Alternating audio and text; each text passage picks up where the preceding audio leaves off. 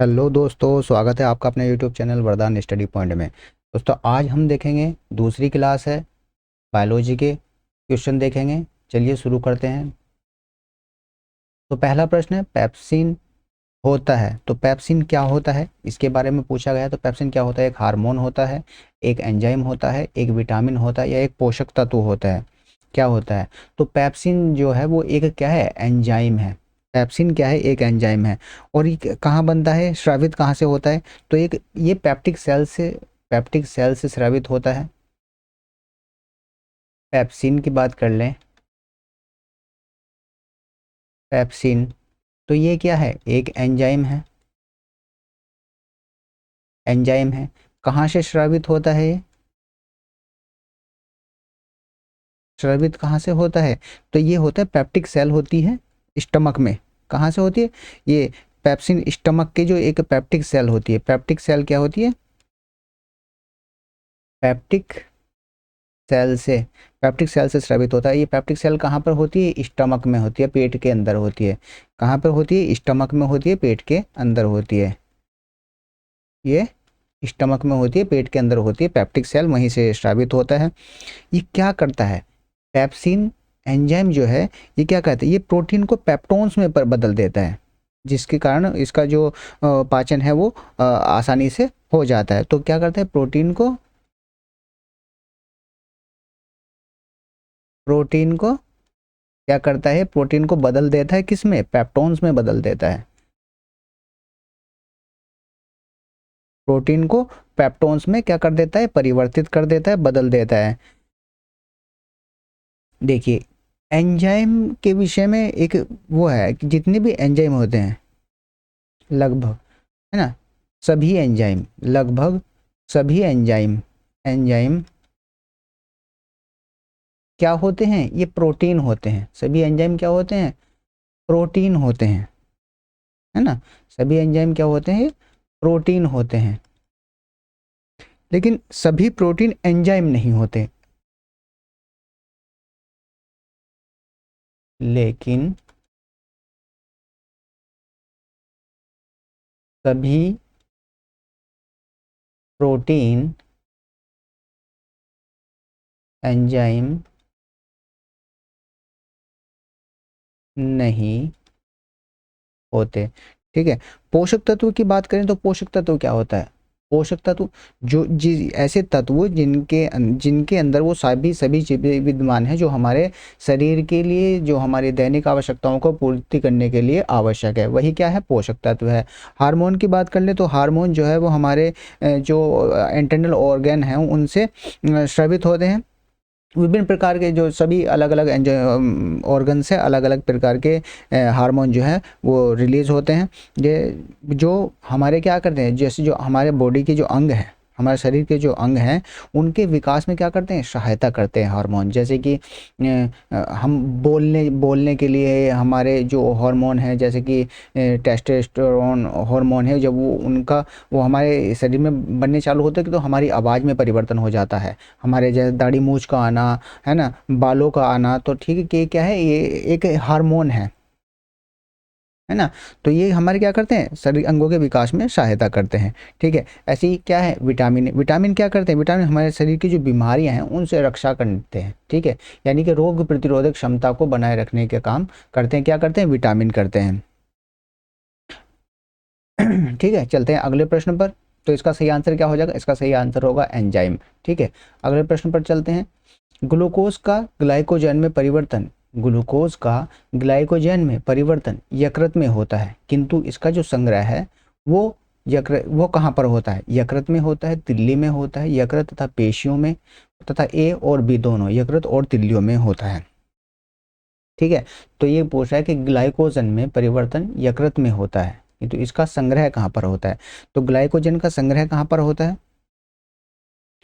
तो ये जो होता है वो यकृत में और पेशियों में, लीवर और मसल्स में इसका संग्रह होता है ग्लाइकोजन का। तभी तक जब ग्लाइकोजन की फिर क्या होती है? कमी होने लगती है, जब बहुत ज़्यादा हार्ड वर्क करते हैं ना। ठीक है। बात करते हैं हम, तो इसका जो ग्लाइकोजन का संग्रह कहाँ होता है? तो लीवर में और पेशियों में, लीवर और पेशियों दोनों जगह पर क्या होता है? इसका संग्रह होता है ग्लाइकोजन का। परिवर्तित किस में होता है? परिवर्तन तो ग्लाइकोजन, ग्लूकोज का ग्लाइकोजन जो टूटता है, ग्लूकोज जब ग्लाइकोजन में टूटता है वो कहाँ टूटता है?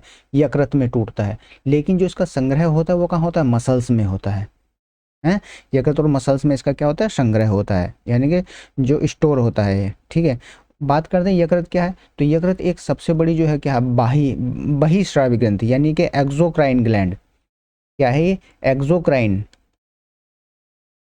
एक्सोक्राइन, एक्सोक्राइन ग्लैंड है। यानी कि क्या, सबसे बड़ी बाह्य स्रावित ग्रंथि। सबसे बड़ी क्या है? बाह्य स्रावी ग्रंथि कौन सी है? लीवर है। अच्छा, लीवर में जैसे यकृत है ना, यकृत या लीवर इसे बोलते हैं। ठीक है, रोग की बात करें कौन सा होता है, तो रोग जब इसमें गड़बड़ी होती है कौन सा रोग होता है? पीलिया, जॉन्डिस इसे बोलते हैं ना, पीलिया नामक रोग होता है। इसमें क्या होता है, जो हमारे जो बाइल है, बाइल का जो बाइल जूस जो होता है वो कहाँ बनता है? लीवर में बनता है। तो उसका जो स्राव है वो हमारे उसमें ना आंत, जो आंत होती है उसमें ना करके क्या ब्लड में करना हो चला होता है, जिसके कारण क्या है, ब्लड का जो कलर है हमारे वो क्या पाइल होने लगता है, पीले रंग का होने लगता है। ठीक है, उसी ही क्या बोलते हैं? पीलिया बोलते हैं। तो यकृत क्या बनता है? यकृत में क्या है? पित्तरस, है ना, पित्तरस का निर्माण, निर्माण कौन करता है? ये देखिए, पित्त रस जो है यानी कि बाइल जूस, क्या है ये? Bile juice. ठीक है ना, बाइल जूस, इसका निर्माण तो यकृत में होता है, लेकिन ये स्टोर कहाँ पे होता है? जैसे कि ये है, ग्लूकोज का ग्लाइकोजन में जब टूटता है, ग्लूकोज जब ग्लाइकोजन में टूटता है तो यकृत में टूटता है। ठीक है, लेकिन ये जब स्टोर होता है तो ये कहाँ होता है? यकृत और पेशियों में होता है। उसी तरीके से ये पित्त रस है, बाइल जूस है, इसका निर्माण तो यकृत में होता है, लेकिन स्टोर कहाँ पे होता है? ये संग्रह कहाँ पर होता है? इसका संग्रह होता है इसका जो पित्त की थैली होती है ना, उसी में होता है।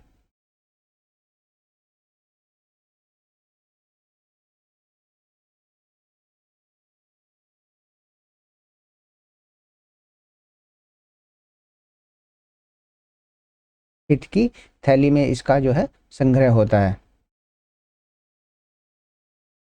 ठीक, अच्छा, बात करते हैं अब हम इसकी, तिल्ली की। तिल्ली क्या है ना, तो तिल्ली क्या है? एक जो लीवर से जुड़ी होती है, जैसे लीवर होता है ना,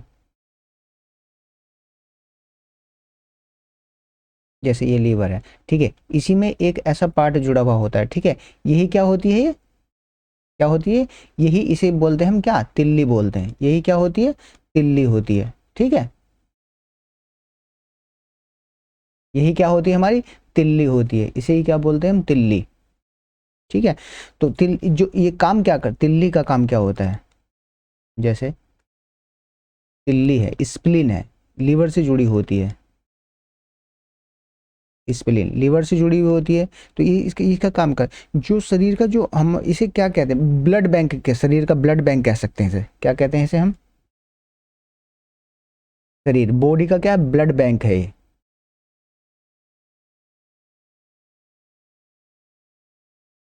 ब्लड बैंक कहते हैं। ठीक है, इसे क्या कहते हैं? शरीर के का जो हम ब्लड बैंक कहते हैं। जो इसी में क्या होता है, जो आरबीसी है ना, हमारी रेड ब्लड सेल्स हैं, वही कहाँ टूटती हैं? टूटने का यानी कि आरबीसी का कब्र ग्रह। ठीक है, आरबीसी का कब्र गाह क्या होता है? आरबीसी का कब्र गाह कहाँ पर होता है? आरबीसी कहाँ पर टूटती हैं? वो तिल्ली में टूटती हैं, है ना, वही है। अच्छा, और यकृत में और क्या? अच्छा, विटामिनों का संचित, विटामिन का जो वो संचय होता है, विटामिनों का संग्रह कहाँ होता है? लीवर में ही होता है। ठीक है, विटामिन का संग्रह, विटामिन का संग्रह कहाँ पर होता है? लीवर में होता है। विटामिन विटामिन संग्रह कहाँ होता है? लीवर में होता है। कौन से विटामिन है जिनका संग्रह लीवर में होता है? तो विटामिन ए है, vitamin A, vitamin D, vitamin E, vitamin के, इनका स्टोर कहाँ पर होता है? लीवर में इनका निर्माण होता है, और संचित भी कहाँ होता है, ये इसमें होता है, यकृत में होता है। अच्छा, यूरिया का निर्माण, है ना, यूरिया का निर्माण कहाँ होता है, लीवर में। यूरिया कहाँ बनता है, यूरिया निर्माण कहाँ होता है, लीवर में होता है। निकलता कहाँ से, ठीक है, तो ये किडनी के द्वारा बाहर निकाल दिया जाता है। निर्माण, ठीक है। जल्दी अगले प्रश्न देखते हैं। अगला प्रश्न वह कौन सा तत्व है, वह कौन सा तत्व है, वह कौन सा तत्व है जो दंत इनेमल को, किसे, इनेमल, इनेमल के बारे में पहले पढ़ा था ना, इनेमल को कठोर बनाता है। वह कौन सा तत्व है जो दंत इनेमल को क्या बनाता है, कठोर बनाता है। तो दंत इनेमल को कठोर बनाने वाला जो तत्व है वो है फ्लोरीन। क्या है, फ्लोरीन। फ्लोरीन क्या करता है, ये कठोर बनाता है दंत इनेमल को। अच्छा, फ्लोरीन, इसकी कमी से कोई रोग होता है, जब इसका ये आवश्यक है तो कमी से क्या, कमी से रोग, कमी से रोग होता है, कौन सा रोग होता है, तो कमी से फ्लोरोसिस नाम का रोग होता है, फ्लोरोसिस नाम का रोग होता है, फ्लोरोसिस नाम का रोग होता है, फ्लोरोसिस नाम का रोग होता है किससे, फ्लोरीन की कमी से। फ्लोरीन की कमी से कौन सा रोग होता है, फ्लोरोसिस का रोग होता है। बात करते हैं हम कैल्शियम, कैल्शियम सी ए, कैल्शियम। अच्छा, जो जैसे कैल्शियम है, ठीक है, कैल्शियम,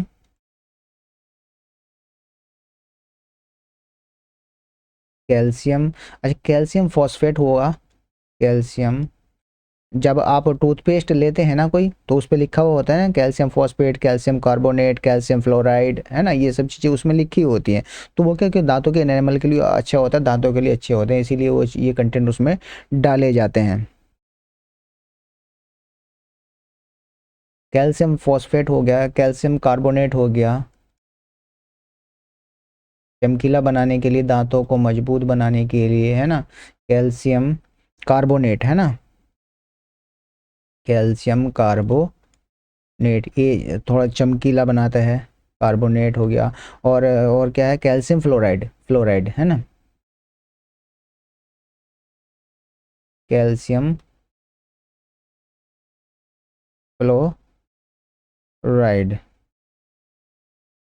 कैल्शियम फ्लोराइड, ठीक है, ये हो गए।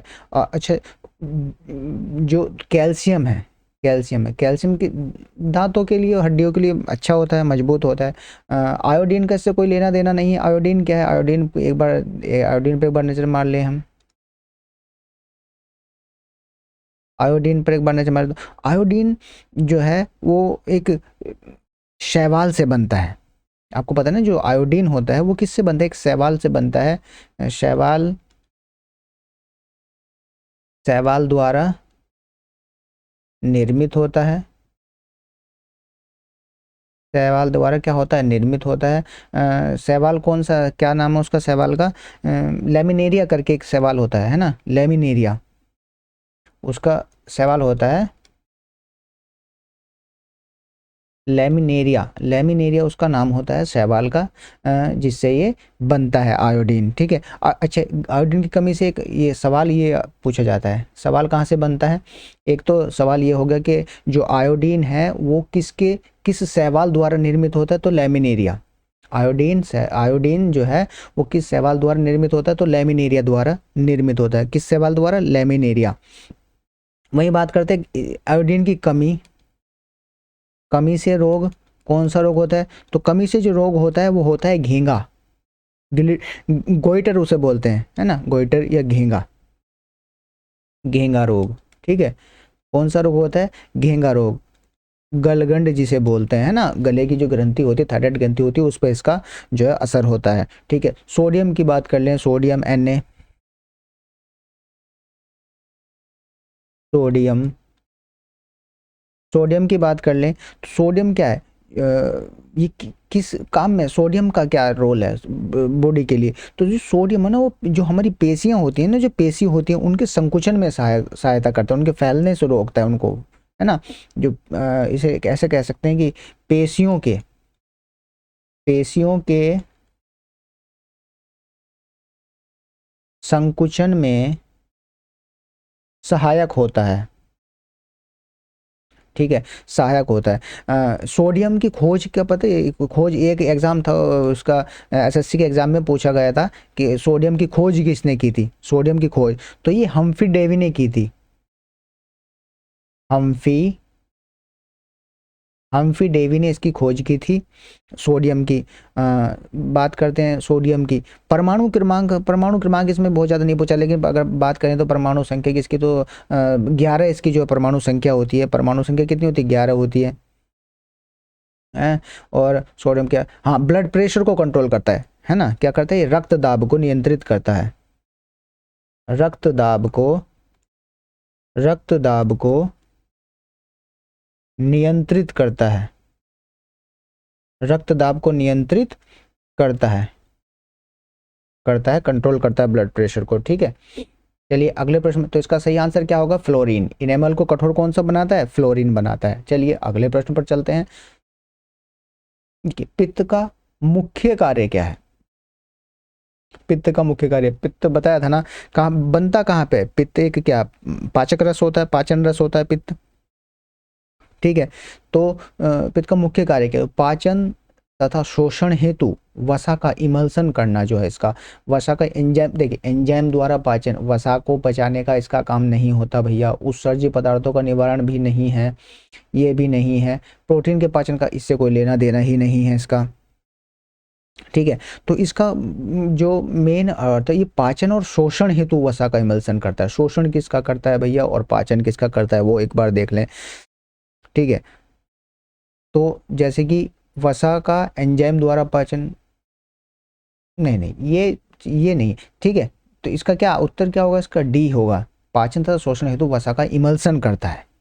वसा का एंजाइम द्वारा पाचन नहीं, वसा का इमल्सन करना। पित्त का मुख्य कार्य क्या है, वसा का इमल्सन करना, किसका, पाचन तथा शोषण हेतु वसा का इमल्सन करता है, इमल्स करता है वसा को, ठीक है। और क्या करता है, जैसे जो भोजन होता है हमारा,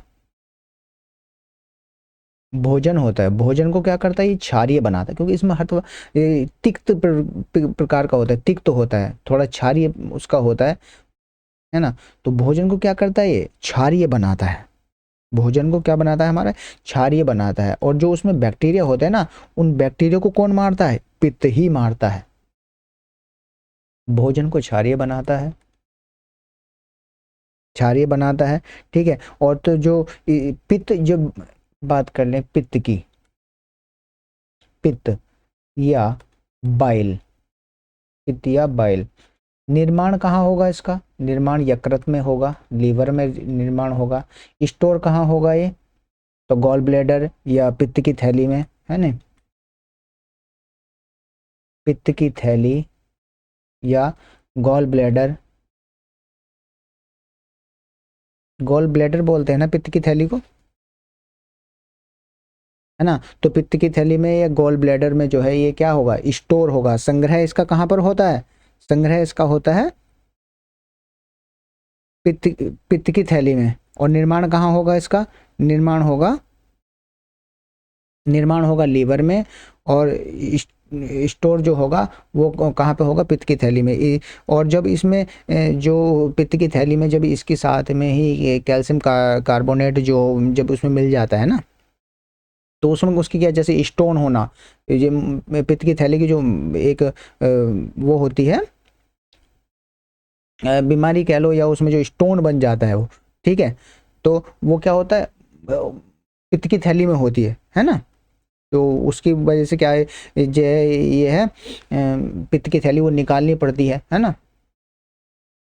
ठीक है, गॉल ब्लैडर जो है वो क्या करना पड़ता है, निकालना पड़ता है, निकालना पड़ता है। तो इससे क्या होगा, जो पित्त है वो उसका पित्त का स्टोर ना होकर, फिर जब ये गॉल ब्लैडर निकाल दिया जाता है तो पित्त का स्टोर ना होकर फिर क्या होता है, उसका जो यकृत से द्वारा डायरेक्ट जो है आंतों में उसका श्रवण होने लगता है,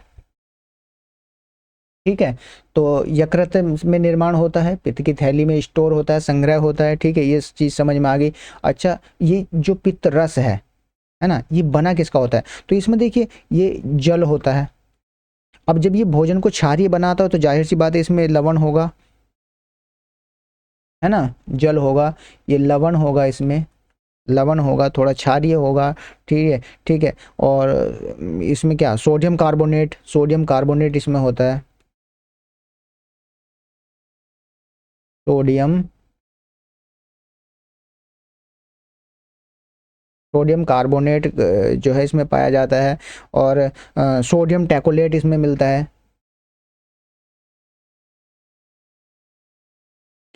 सोडियम टैकोलेट इसमें मिलता है, सोडियम टैकोलेट इसमें मिलता है। ठीक है, तो ये चीज़ें इसमें पाई जाती हैं पित्त में। ठीक है, तो इसका सही आंसर क्या होगा, पाचन तथा शोषण हेतु, पाचन और शोषण के लिए क्या है, वसा का इमल्सन करना इसका मुख्य कार्य है। ठीक है, चलिए, जनन क्षमता में कमी होती है, देखिए इसके इस बारे में हम पहले पढ़ चुके हैं। ठीक है, पिछली उसमें एक आया था कि हाँ, जनन क्षमता में कमी किस विटामिन के, विटामिन ई के कारण होती है ना। तो इसका जो सही आंसर क्या होगा, विटामिन, विटामिन ई होगा। ठीक है, ए बी के ई, ठीक है, विटामिन ए। तो विटामिन, अब इनके रासायनिक नाम देख ले, विटामिन ए का रासायनिक नाम, विटामिन ए का रासायनिक नाम है रेटिनॉल।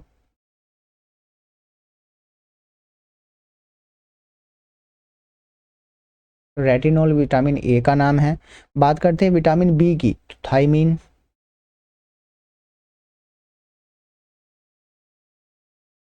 थायमीन विटामिन बी का नाम है। और विटामिन के का नाम फिलोक्विनिन है।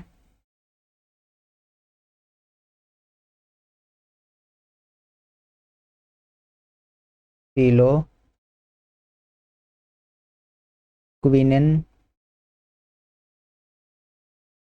फिलोक्विनिन है।